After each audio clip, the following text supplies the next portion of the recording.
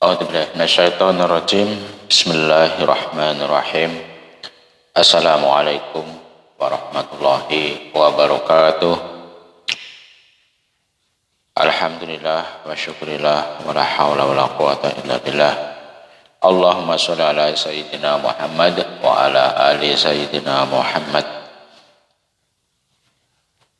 Alhamdulillah, pada kesempatan malam hari ini insyaallah saya akan meneruskan membaca biografi dari Imam Az-Zahabi, pengarang buku 76 dosa besar yang dianggap biasa.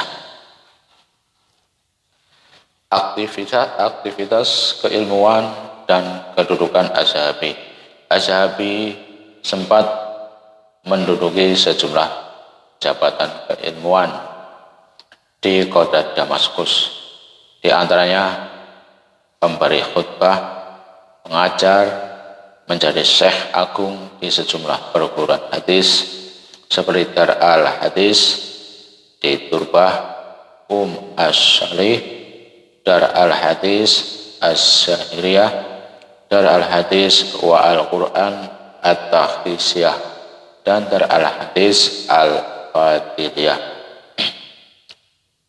Dan semua kesibukan ini tidaklah menghalangi beliau untuk melakukan penelitian akademis dan penulisan karya tulis.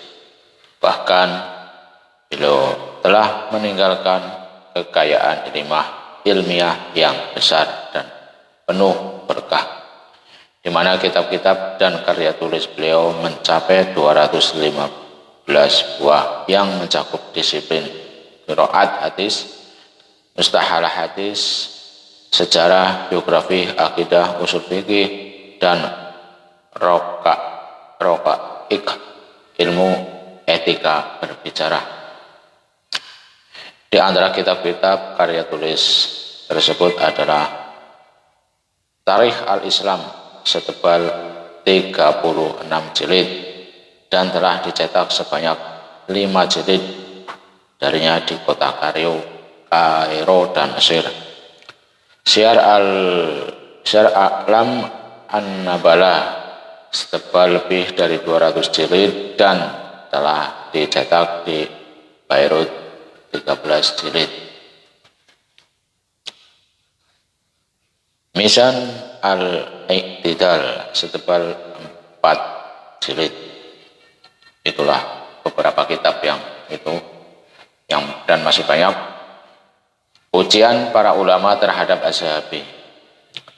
Di antara yang menegaskan bahwa Imam Az-Zahabi telah mencapai puncak menjulang tinggi dalam berbagai ilmu hadis, sejarah, biografi para tokoh adalah ucapan dan pujian para ulama yang segenerasi dan para murid pada diri beliau.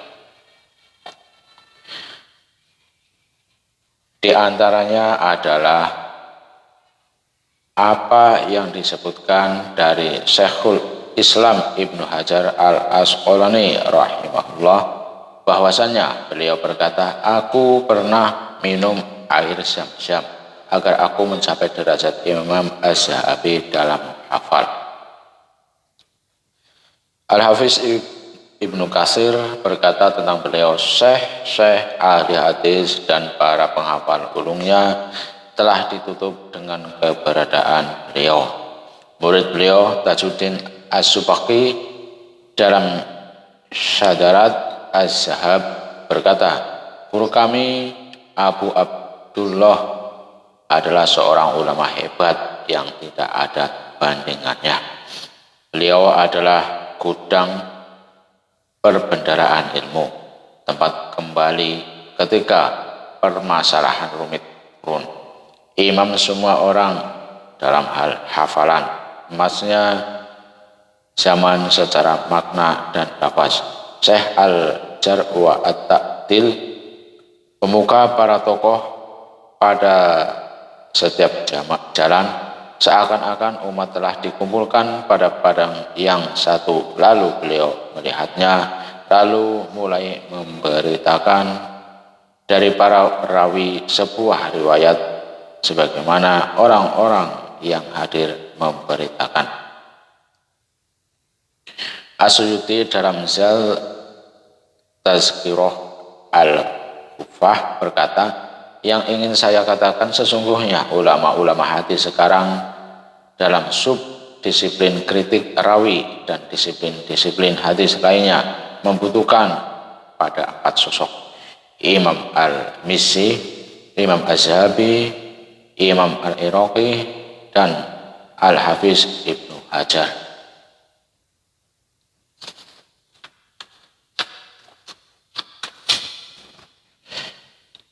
Az-Zahabi wafat. Di akhir hidupnya Az-Zahabi terkena cobaan dan hidup 7 tahun dalam kebutaan. Kemudian beliau wafat malam Senin 3 Zulqa'dah 748 Hijriah dan dimakamkan di Bab Asy-Syakhir di Damaskus. Tajuddin As-Subki mengenang beliau dengan baris-baris syair yang bagian awalnya, siapa lagi yang akan menuntut ilmu hadis dan sejarah setelah wafatnya Imam Az-Zahabi? Siapa lagi yang akan menyebarluaskan riwayat dan khabar di antara manusia non-Arab maupun Arab? Siapa lagi yang akan menghafal kandungan hadis dan asar dengan kritik terhadap pemalsuan orang-orang sesat dan pendusta? Siapa lagi yang akan tahu bagaimana menyelesaikan riwayat yang mu'dhal hingga memperlihatkan kepada Anda jelasnya keraguan? Beliau adalah imam yang riwayatnya mengenyangkan dan para muridnya yang berbakat memenuhi bumi. Beliau seorang yang memiliki hafalan kokoh, jujur, penuh pengalaman. Penghafal hadis yang ulung, terjaga dalam meriwayatkan, yang beritanya lebih jujur dari kitab-kitab. Semoga Allah melimpahkan rahmat dan rahmat yang luas bagi Imam Az-Zahabi dan mengampuni untuk kita semua dan untuk beliau, serta mengumpulkan kita dengan beliau di bawah bendera Nabi kita Muhammad Sallallahu Alaihi Wasallam. Muqaddimah Imam Az-Zahabi.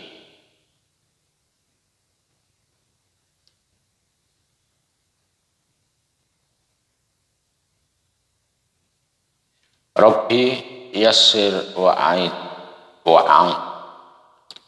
Ya Rabbi, mudahkanlah dan berikanlah pertolongan. As-Syekh Al-Imam Al-Hafiz Syamsuddin Muhammad bin Ahmad bin Utsman Az-Zahabi. Semoga Allah melimpahkan ampunan untuk beliau. Berkata, segala puji bagi Allah atas nikmat iman kepadanya, kepada kitab-kitabnya, rasul-rasulnya, malaikat-malaikatnya, dan segala ketetapan takdirnya.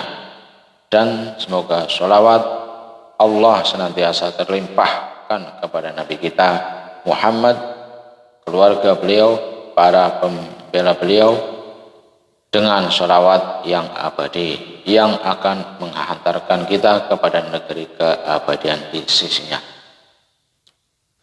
Amma ba'du, ini adalah sebuah kitab yang bermanfaat untuk mengetahui dosa-dosa besar secara global maupun terperinci. Semoga Allah menganugerahi kita kekuatan untuk menjauhinya dengan rahmatnya. A'udzubillahi minasyaitonirrajim. In tajtanibu kaba'ira ma tunhauna anhu nukaffir anhum sayyi'atikum wa nudkhilkum mudkhalan karima.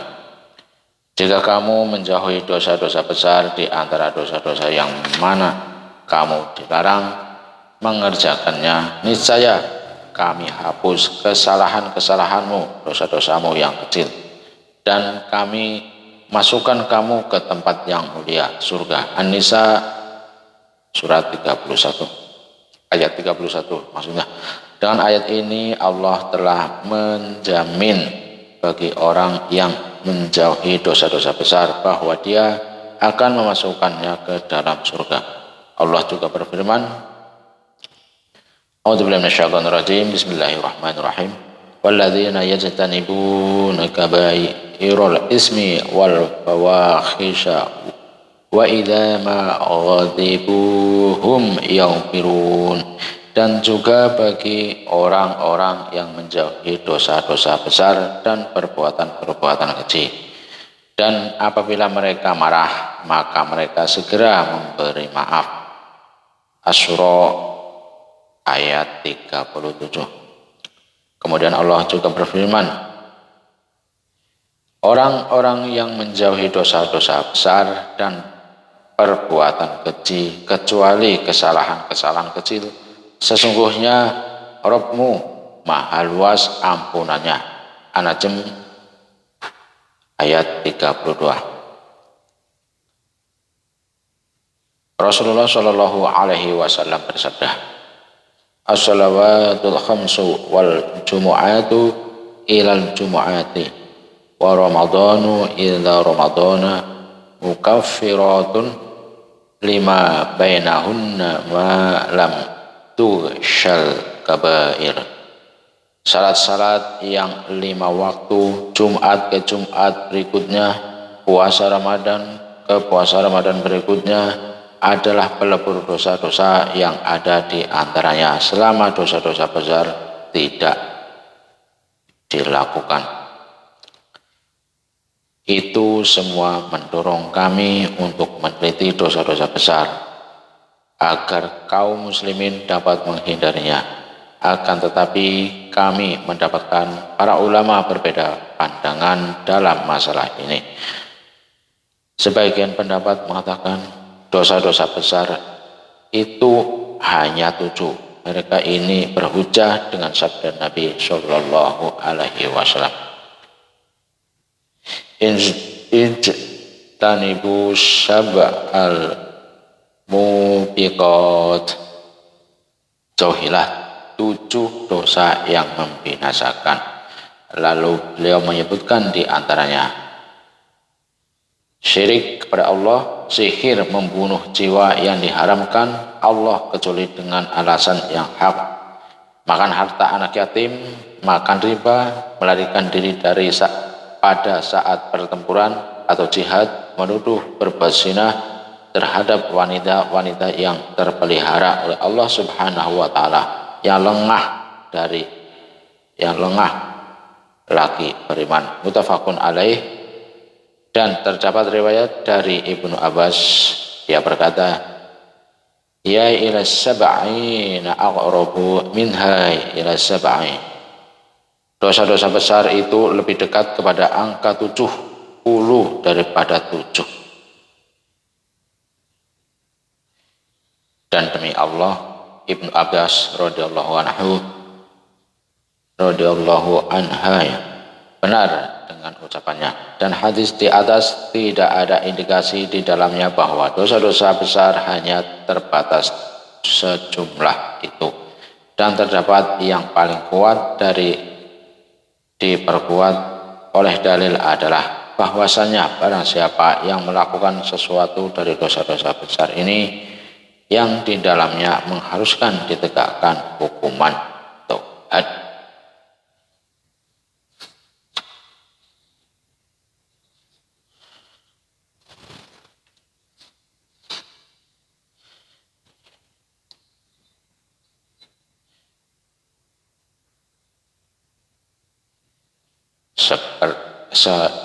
di dunia seperti membunuh, berzina, dan mencuri, atau terdapat ancaman di akhirat berupa azab atau kemurkaan atau peringatan keras.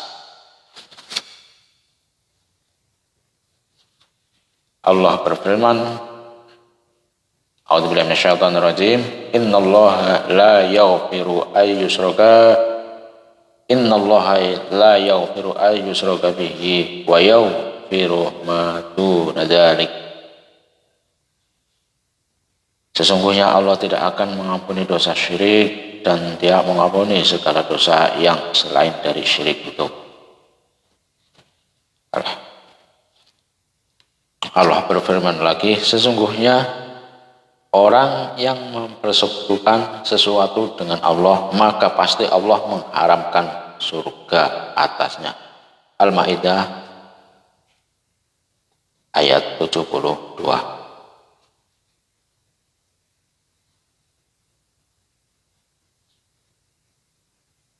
Dan harus ada sinkronisasi di antara dalil-dalil itu. Nabi Muhammad bersabda, maukah aku tunjukkan kepada kalian dosa besar yang paling besar? Beliau bersabda demikian 3 kali. Mereka berkata, tentu wahai Rasulullah. Beliau bersabda, syirik kepada Allah, durhaka kepada kedua orang tua. Dan ketika itu beliau berbaring, lalu beliau duduk, lalu bersabda, ketahuilah yang memberikan kesaksian palsu. Lalu beliau terus mengulanginya hingga kami mengatakan, semoga beliau diam. Muttafaqun alaih. Di sini Nabi SAW menjelaskan bahwasanya memberikan kesaksian dusta adalah di antara dosa besar yang paling besar, dan ini tidak disebutkan di antara 7 dosa yang membinasakan tersebut. Begitu pula durhaka kepada orang tua.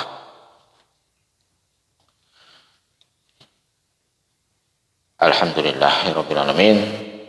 Besok kita masuk pada pembahasan dosa besar ke-1, yaitu syirik.